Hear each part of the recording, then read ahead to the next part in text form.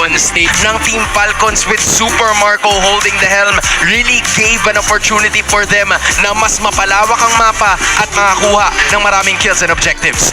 We've been talking about this all throughout the game.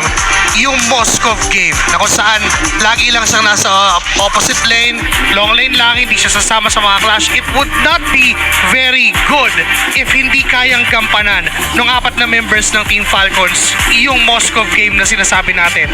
With Ogwen being the front line and itong si Flap. There were times na yes, sobrang aga ng engagement from Flap na medyo questionable na to a point na naka-counter pa o nakukuha, na to turn around ng Onyx Philippines yung laban against Team Falcons. But because of Super Marco being the last line of offense na pwedeng panggalingan from Team Falcons, yung pinaka magbibigay ng sakit ng ulo, yung laging isipin na kahit wala siya dun sa laban, iniisip pa rin siya ng Onyx Philippines. Sisibat na ba? Tumama ba?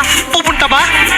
At sa mga ganong klaseng mga downs kasi doon ka mapapailang ng konti. And the moment na may mailang ng ganon ang kita natin na for Team Falcons ay nakakapitalize talaga nila. At some point in this game, Joshi, nakakita na tayo na hindi na nga nila pinapakita agad si Super Marco to the point na pag nag-SOD na, tsaka lang talagang gumigera.